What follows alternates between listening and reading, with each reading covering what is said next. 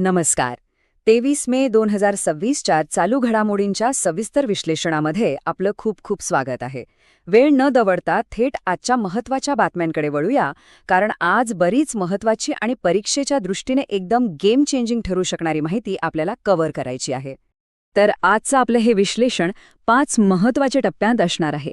आपण सुरुवात करूया संरक्षण आणि तंत्रज्ञानापासून, मग राष्ट्रीय आणि राज्यस्तरीय घडामोडी, त्यानंतर क्रीडा विश्व, काही महत्त्वाचे दिवस आणि शेवटी नेहमीप्रमाणे एक सराव प्रश्न. अगदी सोप्या पद्धतीने हे सर्व आपण समजून घेणार आहोत. चला तर मग पहिल्याच आणि सर्वात जास्त वेटेज असलेल्या विभागापासून सुरुवात करूया. संरक्षण आणि तंत्रज्ञान. आगामी परीक्षांसाठी इथून प्रश्न हमखास विचारले जातात. आता इथे समोर दिसणारा घटनाक्रम पहा. AI इम्पॅक्ट समिट नक्की कधी आणि कुठे होणार याचा सगळा गोंधळ यातून क्लिअर होईल. 2025ची परिषद पॅरिसमध्ये झाली होती, हे आपल्याला माहितीच आहे. पण सर्वात मोठी बातमी काय आहे तर 2026ची समिट आपण म्हणजे आपला भारत होस्ट करणार आहे. ही खूप अभिमानाची गोष्ट आहे. आणि त्यानंतर 2027ला जिनेवा आणि 2028ला UAEमध्ये हे आयोजन होईल. हे वर्ष आणि ठिकाण अगदी पक्क लक्षात ठेवा. आता पर्यावरणाच्या दृष्टिकोनातून एक मोठी तांत्रिक झेप पाहूया. IIT बॉम्बेने नुकतीच भारताची पहिली एकत्रित CCUS प्रयोगशाळा सुरू केली आहे. आता हे CCUS म्हणजे काय तर सोप्या भाषेत सांगायचं तर हवेतून आणि कारखान्यांमधून निघणारा कार्बन शोषून घ्यायचा, त्याचा पुनर्वापर करायचा आणि उरलेला कार्बन कायमस्वरूपी जमिनीखाली साठवून ठेवायचा. भारताचं जे पंचामृत हवामान उद्दिष्ट आहे आणि 2070पर्यंत नेट झिरो कार्बन उत्सर्जनाचं जे आपलं टार्गेट आहे ना, ते गाठण्यासाठी हे तंत्रज्ञान म्हणजे खऱ्या अर्थाने एक गेम चेंजर ठरणार आहे. संरक्षण क्षेत्राकडे वळायचं झालं तर DRDOने एक मोठी कामगिरी केली आहे. आंध्र प्रदेशमधील कोर्नूलमध्ये ULP GMV3 या ड्रोनवरून म्हणजेच UAVवरून डागता येणाऱ्या अचूक क्षेपणास्त्राच्या अंतिम चाचण्या त्यांनी यशस्वीपणे पूर्ण केल्या आहेत. आपल्या संरक्षण सज्जतेतला हा एक अत्यंत महत्त्वाचा टप्पा आहे.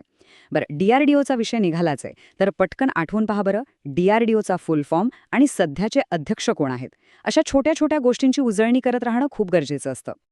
आता कर्नूलचा उल्लेख आलाच आहे, तर लगेच आंध्र प्रदेशची थोडक्यात उजळणी करूया.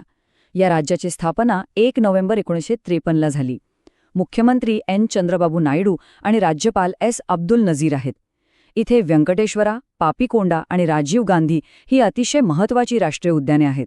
आणि हो, सोमशिला, श्रीशैलम आणि नागार्जुन सागर ही मोठी धरणेसुद्धा याच राज्यात आहेत. हे राज्यस्तरीय भूगोलाचे फॅक्ट्स परीक्षेसाठी खूप महत्त्वाचे आहेत. चला आता आपल्या दुसऱ्या महत्त्वाच्या विभागाकडे वळूया. राष्ट्रीय आणि राज्यस्तरीय घडामोडी तसेच काही महत्त्वाचे लष्करी सराव आता आपण पाहणार आहोत. ही बातमी तर खरोखरच लक्षवेधी आहे. आर्टिफिशियल इंटेलिजन्स किंवा AI साठी एक वेगळं आणि स्वतंत्र कॅबिनेट पोर्टफोलिओ तयार करणारं केरळ हे आता भारतातलं पहिलं राज्य ठरलं आहे. केरळने त्यांच्या औद्योगिक धोरणात AI ला एकदम प्राधान्य दिलंय आणि याच दूरदृष्टीचा भाग म्हणून IAS अधिकारी NSK उमेश यांची मुख्यमंत्र्यांचे अतिरिक्त सचिव आणि विशेष कार्य अधिकारी म्हणून नियुक्ती केली गेली आहे. प्रशासनात AIचा असा वापर नक्कीच पुढचा विचार करणारा आहे. आणि या ऐतिहासिक निर्णयासोबतच केरळचा स्टॅटिक भूगोलही पटकन बघून घेऊया. 1 नोव्हेंबर 1956 रोजी राज्याची स्थापना झाली. VD सतीसन हे सध्याचे मुख्यमंत्री आणि राजेंद्र आर्लेकर हे राज्यपाल आहेत. इराविकुलम, पेरियार आणि सायलेंट व्हॅली ही तिथली प्रसिद्ध राष्ट्रीय उद्याने आहेत. याशिवाय इडुक्की, मालमपुझा, पेची आणि कुंडाळा ही धरणं तिथल्या पाणीपुरवठ्याचा मुख्य आधार आहेत. आता एक महत्त्वाची प्रशासकीय बातमी पश्चिम बंगालमधून. राज्य सरकारने आता एक नवीन धोरण लागू केलं आहे, ज्यानुसार सर्व मान्यताप्राप्त मदरसांमध्ये सकाळच्या संमेलनावेळी म्हणजेच असेंब्ली दरम्यान वंदे मातरम गाणं अनिवार्य करण्यात आलं आहे. सरकारी धोरणातला हा एक मोठा आणि महत्त्वाचा बदल आहे, जो आपण एक फॅक्ट म्हणून लक्षात ठेवणं गरजेचं आहे. पश्चिम बंगालचा संदर्भ आलाय तर तिथली मूलभूत माहितीही पाहूया. 26 जानेवारी 1950ला राज्याची स्थापना झाली. मुख्यमंत्री सुबेंदू अधिकारी आणि राज्यपाल RN रवी आहेत. आणि पर्यटनासाठी प्रसिद्ध असलेलं सुंदरबन तसंच गोरुमारा आणि जलदापारा ही राष्ट्रीय उद्याने इथेच आहेत. फरक्का, दुर्गापूर आणि कागजबथी ही येथील प्रमुख धरणे आहेत. आता लष्करी घडामोडीतली एक खूप मोठी बातमी. 20 मे पासून मेघालयातल्या उमरोई इथे प्रगती 2026 हा बहुराष्ट्रीय लष्करी सराव सुरू झालाय. विशेष म्हणजे काय तर भारत यात 12 देशांचं यजमानपद भूषवत आहे. यामध्ये नेपाळ, श्रीलंका, व्हिएतनाम, मालदीव आणि इतर अनेक देश सहभागी आहेत. हा सराव मेघालयात होतोय, त्यामुळे मेघालयचे मुख्यमंत्री कॉन्रॅड संगमा, राज्यपाल CH विजयशंकर आणि राजधानी शिलाँग हे लक्षात ठेवा. शिवाय नॉक्रेक आणि बालपक्रम ही नॅशनल पार्क्स तिथेच आहेत. हे सगळे एकाच वेळी लिंक करून लक्षात ठेवलं की अभ्यासाला खूप सोपं जातं. आंतरराष्ट्रीय स्तरावरील सहकार्याबद्दल बोलायचं तर आणखी एक मोठी अपडेट आहे.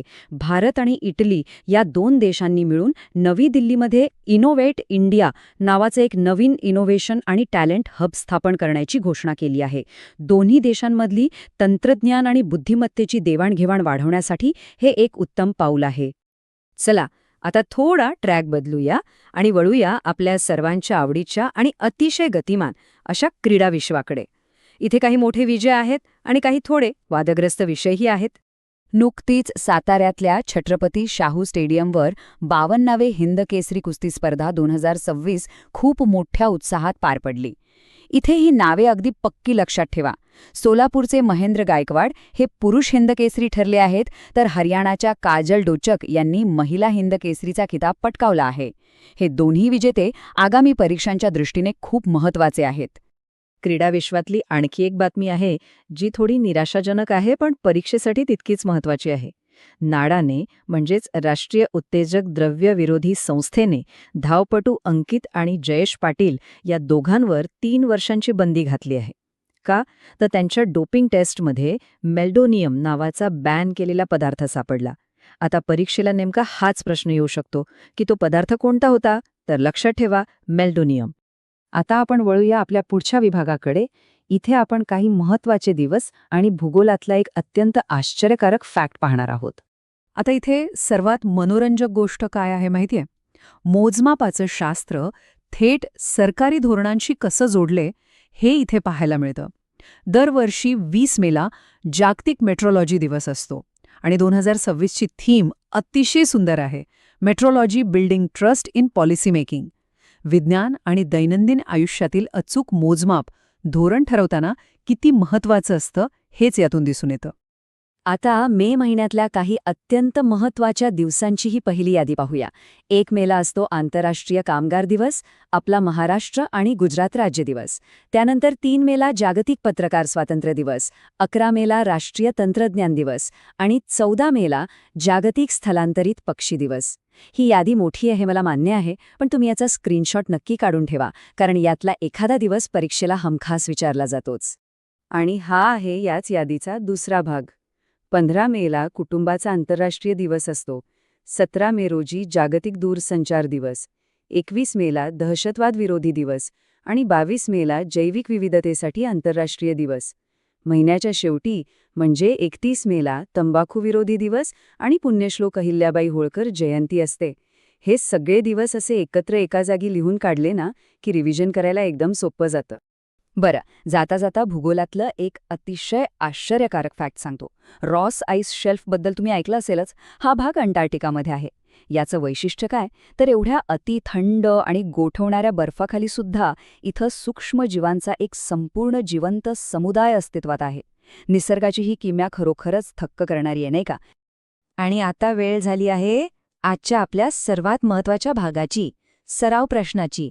रोज नवीन शिकण्यासोबतच स्वतःला टेस्ट करणं हे यशासाठी अगदी मस्ट आहे.